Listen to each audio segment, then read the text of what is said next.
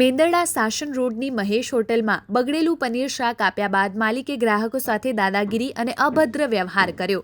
જૂનાગઢ તારીખ 29 ડિસેમ્બર 2025 ગીર સોમનાથ જિલ્લાના પ્રવાસીઓ માટે મહત્વના મેંદરડા સાશન રોડ પર આવેલી મહેશ હોટલમાં એક ગ્રાહકને પનીરના શાકનું પાર્સલ આપવામાં આવ્યું હતું, જે ખોલતા એકદમ ખાટું અને સંપૂર્ણપણે બગડેલું જણાવ્યું. ગ્રાહકે તરત જ હોટલમાં ફરિયાદ કરી અને હાજર અન્ય ગ્રાહકો તેમજ હોટલ માલિકને પણ શાકનું સ્વાદ ચકાસવા કહ્યું. તમામે શાક બગડેલું હોવાની પુષ્ટિ કરી. જોકે આ બાબતે ગ્રાહકો સાથે વાત કરવાને બદલે હોટલ માલિકે દાદાગીરીનો ભાવ અપનાવ્યો અને અભદ્ર વર્તન કર્યું હોવાનું ગ્રાહકનું આક્ષેપ છે.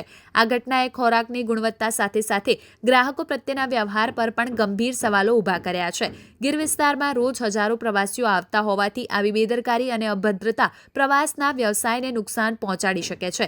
ગ્રાહકોએ જણાવ્યું કે તેઓ આ મામલે ફૂડ સેફટી વિભાગ તેમજ પોલીસમાં ફરિયાદ કરવાનું વિચારી રહ્યા છે. હોટલ તરફથી આ અંગે હજુ સુધી કોઈ સત્તાવાર પ્રતિભાવ આવ્યો નથી. પ્રવાસીઓની સલાહ: હોટલમાંથી ખોરાક લેતા પહેલા તેની તાજગી અને ગુણવત્તા ચકાસી લો અને કોઈ અન્યાય થયો હોય તો તરત જ સંબંધિત અધિકારીઓને જાણ કરો.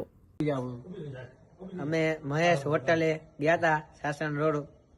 અમે શાક લઈને ગયા હતા. શાક ત્યાંથી અમે લીધું હતું અને શાકમાં ખટાશ આવી હતી અને ત્યાં જે દાદા બેઠા હતા કાઉન્ટર ઉપર એને પણ ચખાડ્યું અને એને પણ કીધું કે આ ખટાશ છે અને મેં પણ ચાખ્યું, એમાં ખટાશ આવી.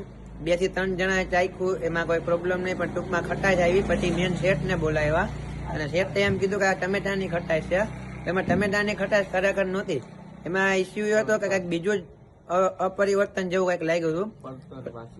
પછી પડતરવાસી પદાર્થ જેવું કાંઈ પણ લાગ્યું હતું. પછી વાતચીત કરી તો બીજા શબ્દ બોલવા માંડ્યા. એ માટે પછી અમે કમ્પ્લેન કરી છે. હું અને મારો મિત્ર સફરાજભાઈ રફાઈ મહેશ હોટેલે શાક પનીરનું લેવા ગયેલા. ત્યાં પનીરનું શાક લીધું અને ત્યાંથી લઈ અને અમે ઘરે આવ્યા અને જ્યારે સફરાજભાઈને એમની ફેમિલી જમવા બેઠેલી ત્યારે પનીર બગડેલું હોય તેવું શાકતા એવું લાગ્યું. એટલા માટે એમણે મને કીધું કે આ પનીરમાં કંઈક ફોલ્ટ છે. એટલે અમે પનીર લઈ અને મહેશ હોટેલે ગયેલા. મહેશ હોટેલે જઈ અને ત્યાં કાઉન્ટર ઉપર દાદા બેઠેલા, તેમને પાસે ખાડ્યું. દાદાએ એવું કીધું, ના ખરેખર આ ખાટાશ મારે છે અને બગડેલું છે. અમે એમને જણાવ્યું કે આ બગડેલું છે, આ તમે બીજા કોઈ લોકોને ન ખવડાવતા. ને આ જ્યારે અમે વિડીયો શૂટિંગ કરતા હતા ત્યારે એ ભાઈ એવું કહેતા હતા કે ભાઈ ખોટા સીન સપાટા અહીંયા નાખવાના નહીં, બરોબર. આવી રીતનું ગેરવર્તન કરેલું અમારી સાથે અને અમે સાથે મળી અને ત્યાં એમને રજૂઆત કરી તો અમને ગેરવર્તન અમારી સાથે કરેલું. इसकी ग्रेवी कहाँ पे चखा दो ना अभी लोग अभिषेक आएगा तो बंद रहेगा, अभी रहते ना फूड वाले हो? फूड वाले अब आएंगे. हाँ चलो फिर बात चलो और फूड वाला बोलो तो है ना પ્રેસ हाँ પોલીસને ફોન કરીને બોલાવી अंदर से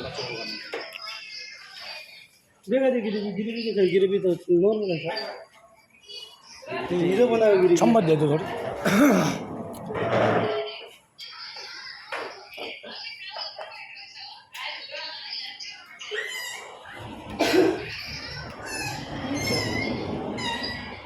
भाई ने कई तकलीफ है, प्रेस वाला भाई है, तकलीफ है, हमने ले आवा भेगा.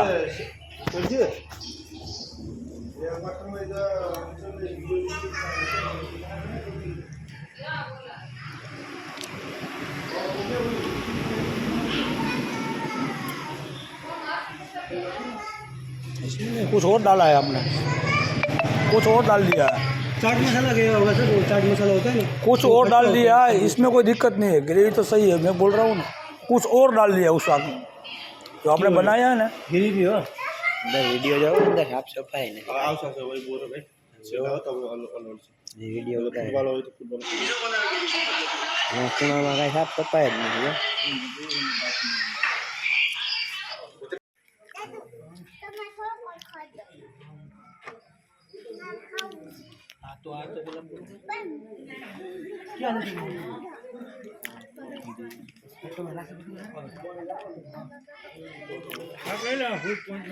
બીજો બોલો સર, બીજો થઈ જાય તમારા? ના ના ના ના હા નો બોલા બીજા આજ ના મને યાર. હા અંદર આવી જાવ. બીજો હું ચીઝ ખરાબ હું હતું કે નહીં? चीज खराब नहीं थी, चीज रह गई है बाजू में तो चीज डाला ही नहीं उसमें और खट्टा कर दिया है। क्या हुआ है? खट्टा हो गया है, चीज डालना ही भूल गए।